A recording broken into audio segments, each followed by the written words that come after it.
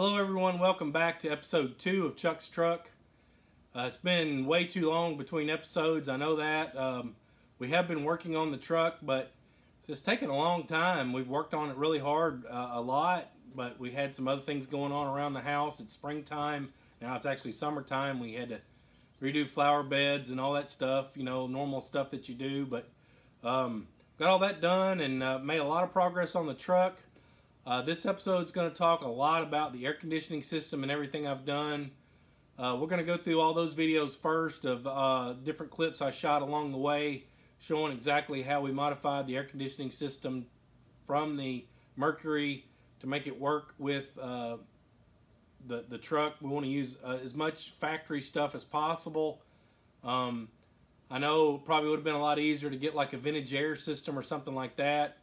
And I actually have a 1953 F100 that has a vintage air system in it. And I like it okay, but I think the OEM air box and everything works a lot better. Gives you a little more options on where you can put the air. And also can be tied in with the outside air coming into the cab, which we are going to maintain on the truck. So I'll show you all that. And, you know, you can use these ideas as you go along. One shout out I forgot last time was to Idle Garage, so check out his channel. He's doing a mid-50s truck on a Grand Marquis chassis as well, so check that out. Okay, so now I'm going to go through all the clips we've shot of the modifications we've made to the air conditioning system. So as you can see, we're going to reuse the floor pan and the firewall out of the Grand Marquis, but one thing we are doing is we raised up the air conditioner mounting. The air conditioner is actually in 3 pieces. It's got an indoor plenum here. The outdoor air plenum is actually separate. The air goes through this hole out here into where the blower is under the hood. So I had to cut that piece in half.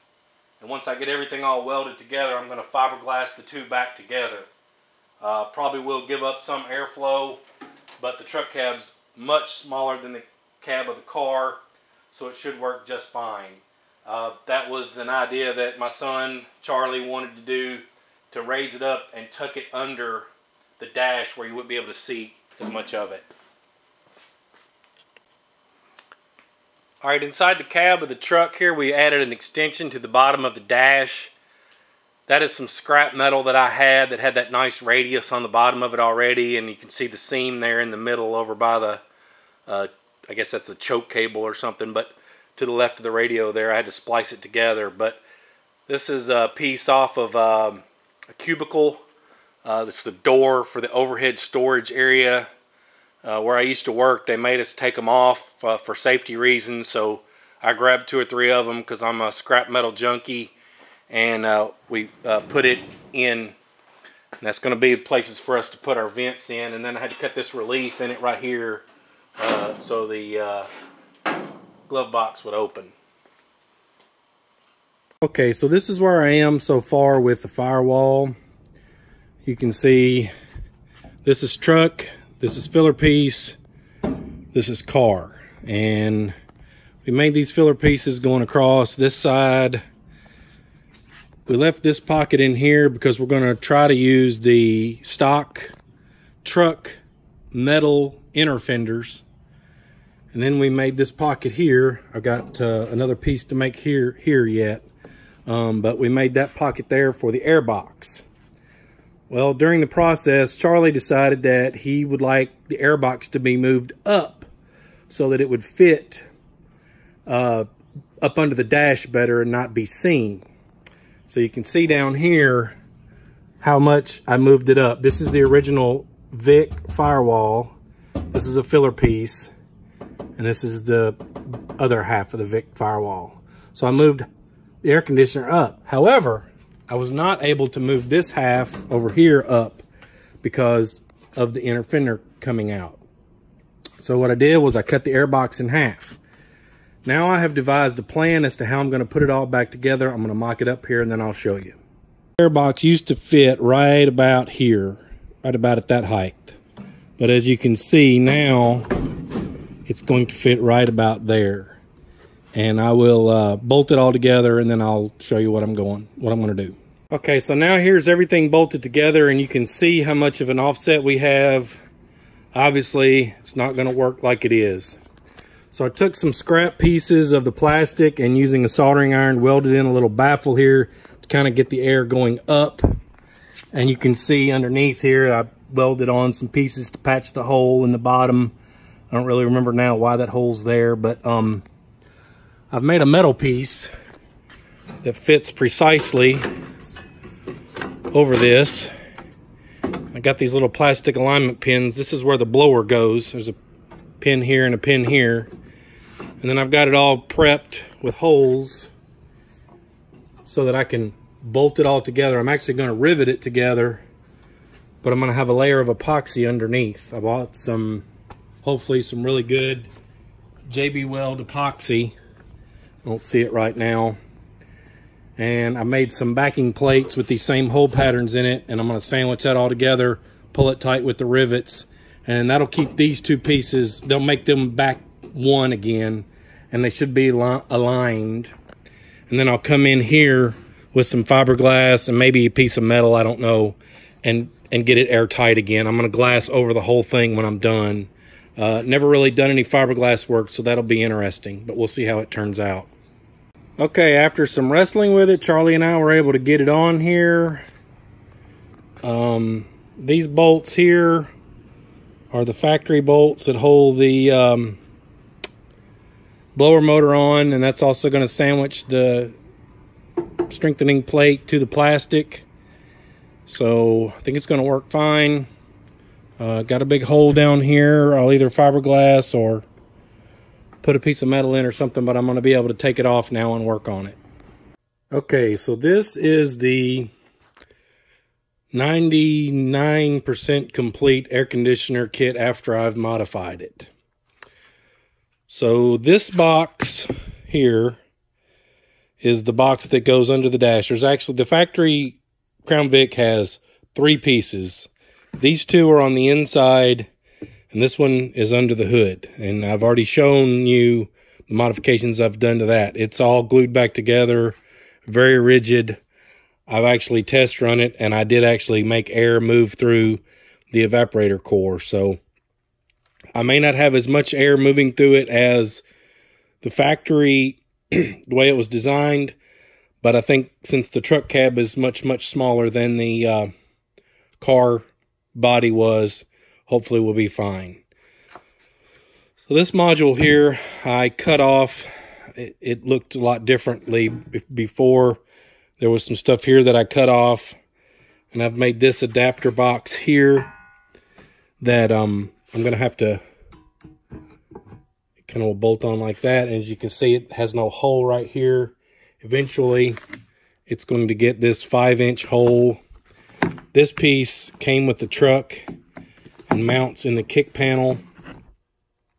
I'm trying to do this with one hand, but that's going to connect. I'm going to have to make a flange right there on this side. And then, of course, I'll have to cut that down. But it's very hard to get on here, so I don't want to take it off. But I've got to make a round flange and cut a hole in here. That's going to be the outside air coming in to the unit.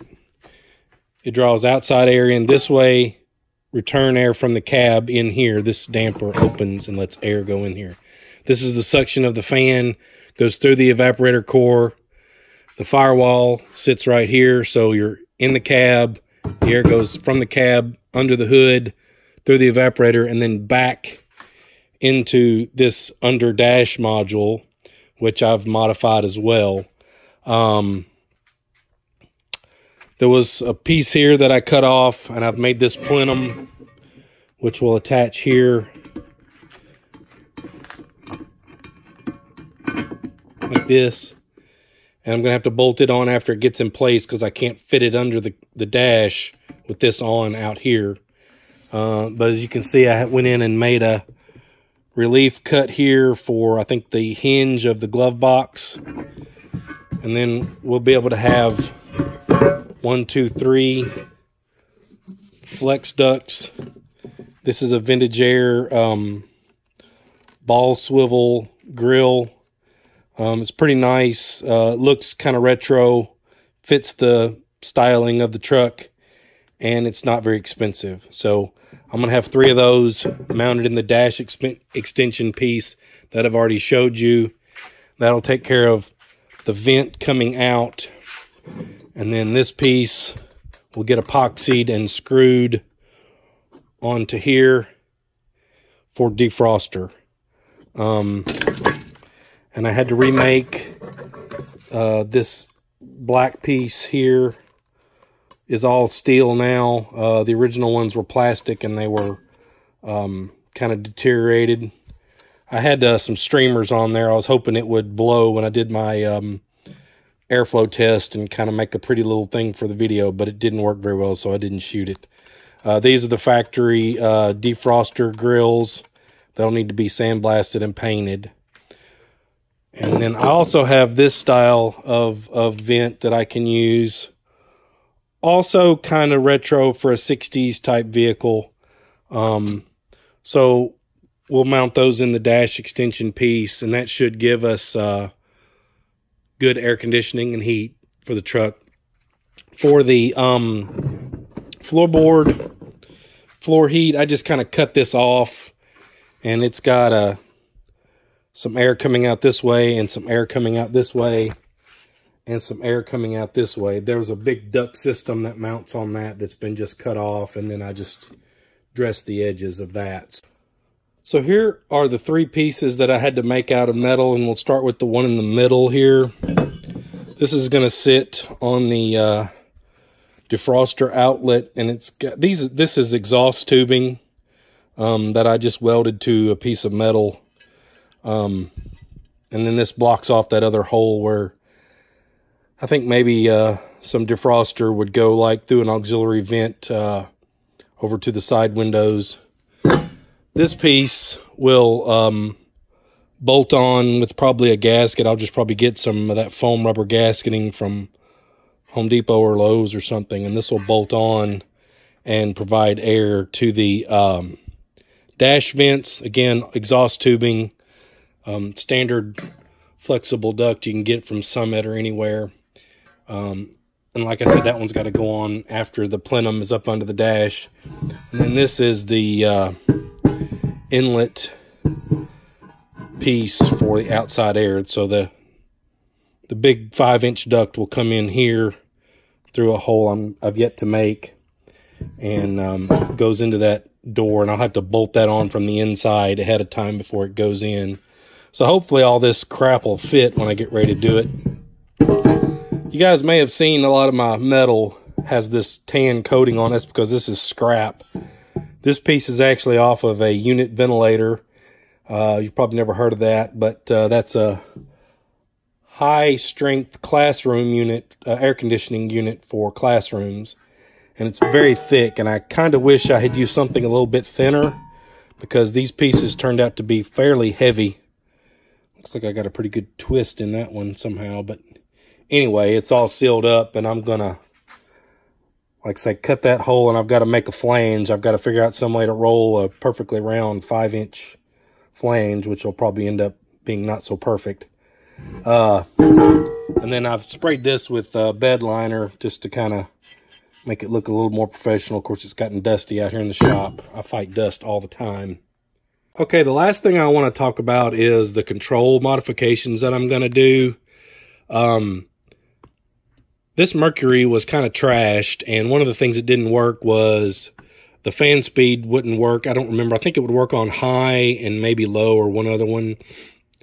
So the way this works, and most of you probably already know this, is there's a set of resistors, and when you turn this knob, you're adding different resistors in parallel to your fan motor, so it divides the voltage between the fan motor and the resistor, and you have a lot of resistor on low and no resistor on high.